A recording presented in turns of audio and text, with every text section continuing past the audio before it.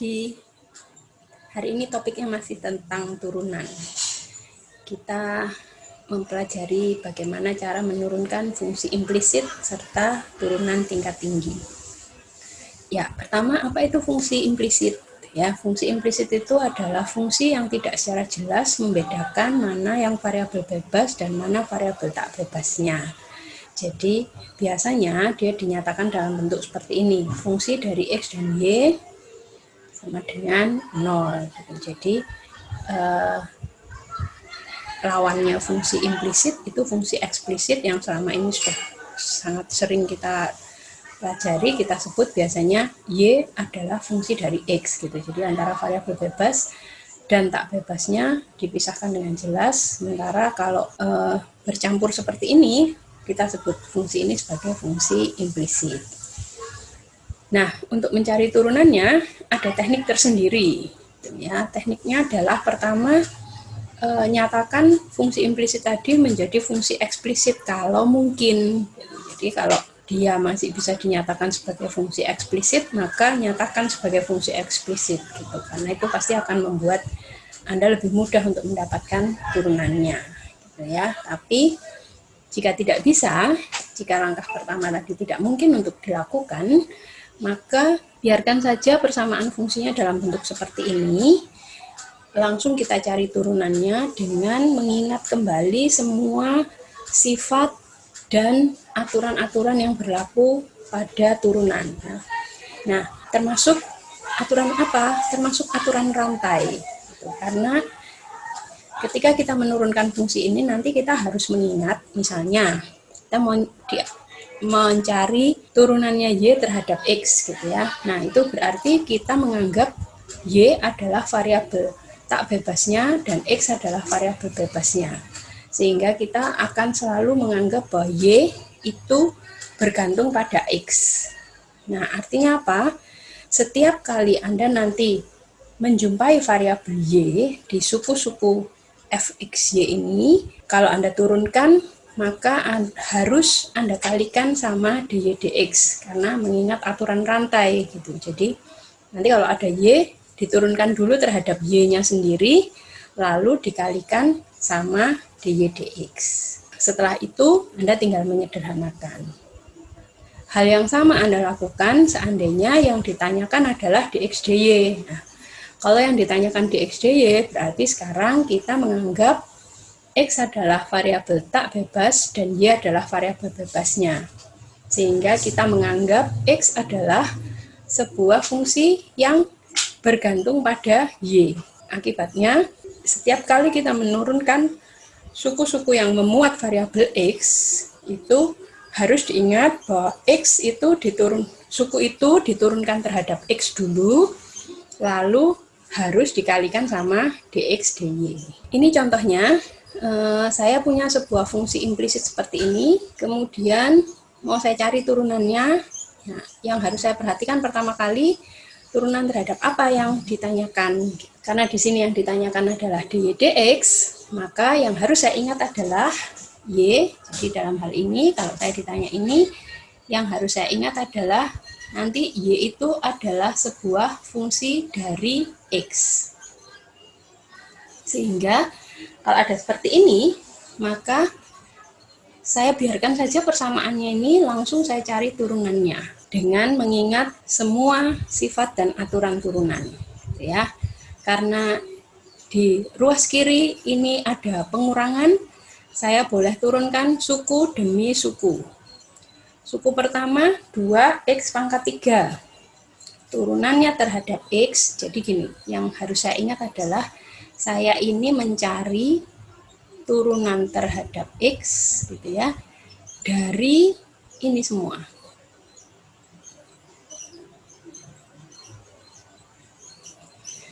Terhadap X ya turunannya. Nah, sehingga 2x pangkat 3 diturunkan terhadap X. Kita ingat salah satu sifat turunan X pangkat N, turunannya adalah N X pangkat N-1, sehingga ini adalah 2 kali gitu ya, 2 konstanta, boleh saya biarkan saja, kali 3 X pangkatnya berkurang 1. Nah, ini sudah turunan terhadap X, jadi saya nggak perlu kalikan apa-apa. Nah, kemudian suku yang kedua, ini Y kuadrat. Y kuadrat itu pertama saya turunkan terhadap Y dulu. Jadi ini tuh kalau saya mau cari DDX-nya itu kan berarti saya cari dulu DDY ya, turunan dari Y turunan terhadap Y gitu ya, dari Y kuadrat. Nah, karena ini masih turunan terhadap Y, maka harus saya kalikan sama DY dx. Nah, gitu. Jadi nanti ini kita lanjutkan di baris berikutnya. Sekarang kita lihat dulu ruas kanannya. Nah, ruas kanannya ini sekarang perkalian. Kalau ini perkalian kan, ini ada U sama V. Nah, maka mencari turunannya tetap harus pakai aturan perkalian di turunan. Yaitu turunannya U, U-nya 4X, diturunkan menjadi 4, gitu ya. Kalikan sama V, P-nya Y-1, ditambah U, U-nya 4X, kali, nah ini sekarang kali turunannya turunannya V terhadap X. Jadi yang dicari itu adalah D dx dari Y-1. Ya, baik, sekarang saya cari dulu ini turunan dari yang belum ketemu tadi. Nah, yang sudah ketemu saya tinggal sederhanakan. Ini berarti 6x kuadrat gitu ya. Lalu min turunannya Y kuadrat terhadap Y itu 2Y. Saya kalikan dengan dy dx. Tuh. Nah, yang ini 4 kali Y-1 ditambah, nah ini sekarang 4x kali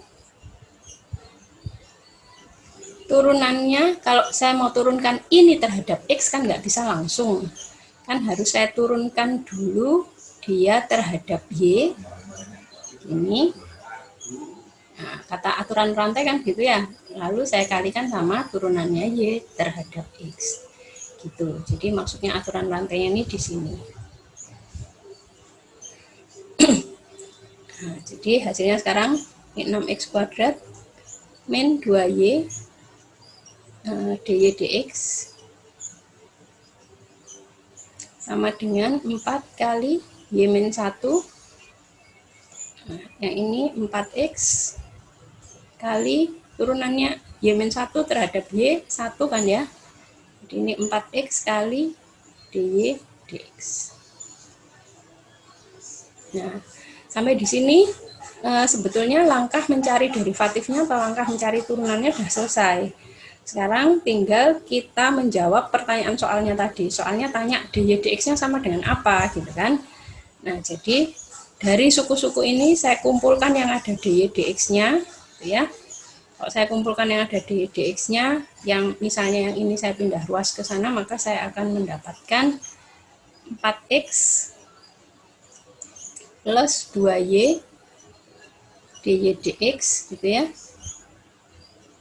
sama dengan, kalau ini pindah ke sana berarti yang ini pindah ke sana gitu ya. Ini jadi 6x kuadrat min 4 kali Y-1. Nah, dari sini saya bisa jawab, jadi dy dx-nya adalah ya 6x kuadrat min 4 kali Y-1 per 4x plus 2y. Ini dy dx-nya. Ya, begitu contohnya. Kemudian saya lanjutkan, materi selanjutnya adalah bagaimana kalau kita harus menurunkan fungsi yang bentuknya seperti ini. Jadi ada variabel yang pangkatnya juga variabel, atau ini fungsi pangkatnya fungsi juga. Nah, gimana cara menurunkannya? Cara menurunkannya pertama, persamaan ini kita logaritma naturalkan supaya saya mendapatkan ini. Jadi kalau persamaan ini saya logaritma naturalkan, bentuknya nanti kan akan menjadi seperti ini. Jadi saya punya, ya saya tulis di bawahnya. Kalau Y sama dengan fx pangkat gx, maka ln Y, gitu ya, kata sifat logaritma kan gitu. Kalau A sama dengan B, berarti ln A sama dengan ln B. Ini ln fx pangkat gx. Nah, lalu yang di sebelah kanan, ini dengan sifat logaritma, kalau saya punya log A pangkat B, itu kan sama dengan B, pangkatnya boleh saya tulis di depan, log A. Ini jadi ln fx. Nah, itu. Jadi ini sebabnya kenapa setelah kita logaritma naturalkan, saya akan mendapat persamaan ini.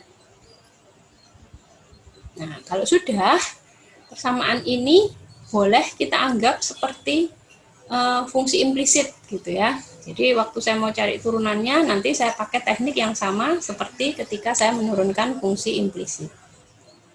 Setelah itu tinggal saya sederhanakan. Ya, ini contohnya. Jadi seperti tadi, contoh ini bisa saya selesaikan dengan cara pertama saya logaritma naturalkan. Jadi saya dapat ln Y sama dengan saya langsung ya, ini X ln 1 ditambah 1 per X.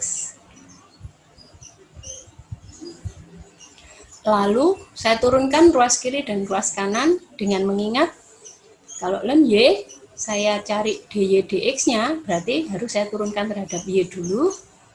Turunannya ln itu 1 per Y, gitu ya. Nah, tapi harus saya kalikan sama turunannya Y terhadap X. Sementara yang ruas kanan, karena ini udah X semua, saya nggak perlu mengalikan ini nanti, tapi saya perlu ingat ini bentuknya selalu perkalian.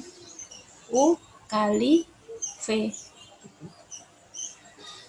Sehingga turunannya harus saya cari dengan aturan perkalian.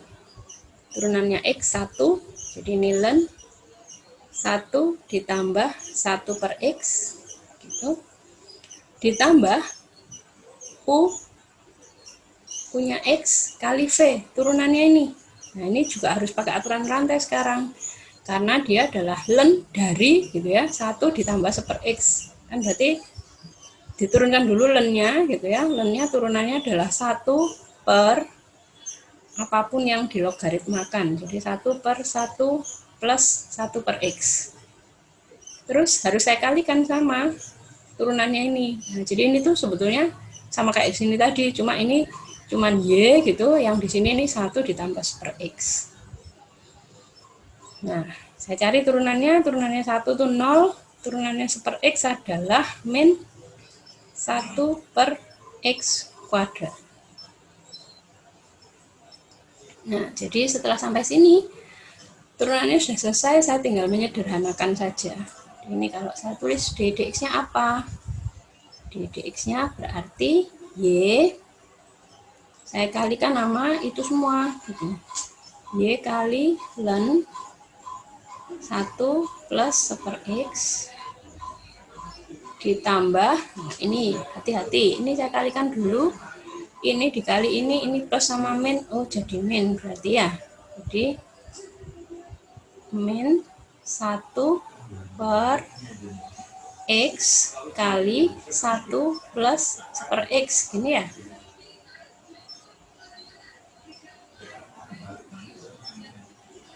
Nah, jadi sekarang Y-nya apa? Y tadi saya punya Y loh di sini di soal.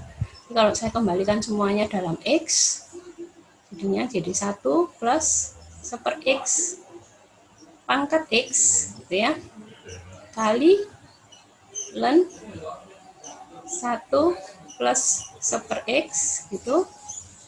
Lalu ini jadi min 1 per Ini masuk X-nya supaya ini jadi X plus 1.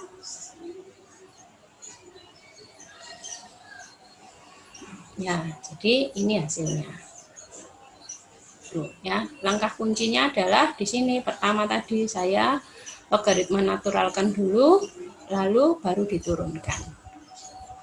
Setelah diturunkan, tinggal disederhanakan. Gitu. Nah, materi terakhir untuk turunan adalah turunan tingkat tinggi. Maksudnya apa? Maksudnya gini. Kalau saya punya fungsi Y sama dengan fx, maka turunan pertama dari Y itu yang simbolnya Y aksen ini kita sebut dengan turunan pertama. Karena ini adalah perubahan Y ketika karena X-nya berubah. Ya. Nah, seperti Anda ketahui, hasil tadi dari latihan-latihan kita sebelumnya, kalau saya punya fungsi, saya turunkan, hasilnya masih tetap fungsi lagi. Berarti fungsi itu kemungkinan masih bisa saya turunkan lagi. Jadi saya bisa mencari turunan dari turunan pertama. Nah, turunan dari turunan pertama itu saya sebut dengan turunan kedua. Notasinya gini, kalau pakai aksen, aksennya 2. Yang ini artinya adalah turunan dari turunan pertama. Atau ddx dari dy dx, ya ini kan gitu bacanya, berarti turunan terhadap x dari siapa? Dari dy dx. Nah, kalau kita pakai simbolnya Leibniz ini, nulisnya jadi gini, d2y dx kuadrat.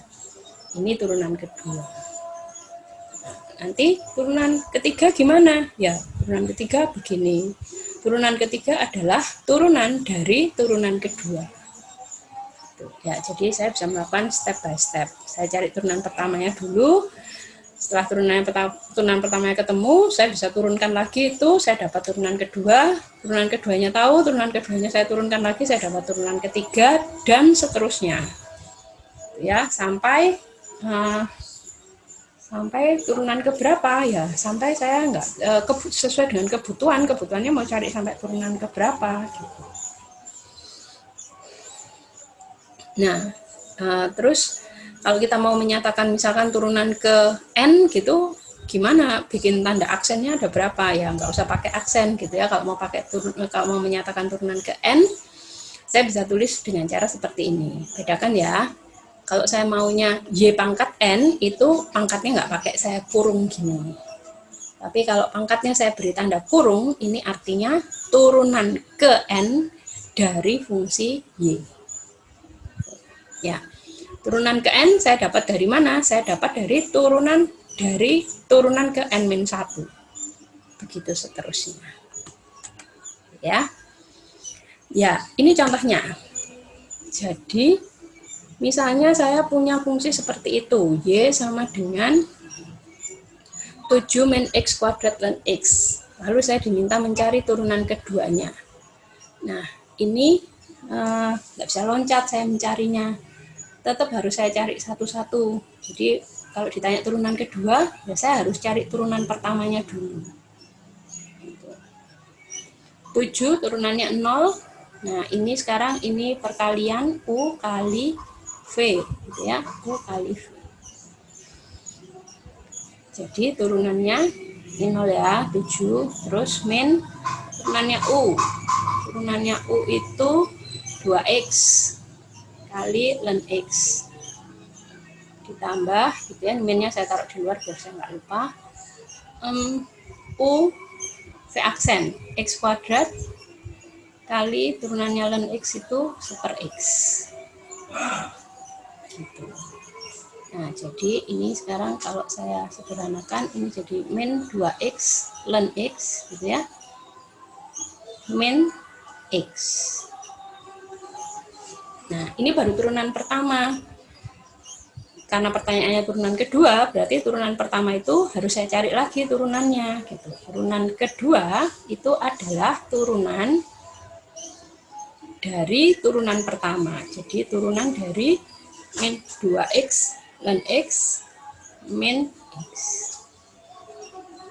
Ya, saya cari turunannya. Sama seperti tadi, ini U kali V gitu ya, ini perkalian U kali V gitu, jadi pakai aturan perkalian. Oke, biar itu saya anggap punya nih semua nih min, nah, gitu ya.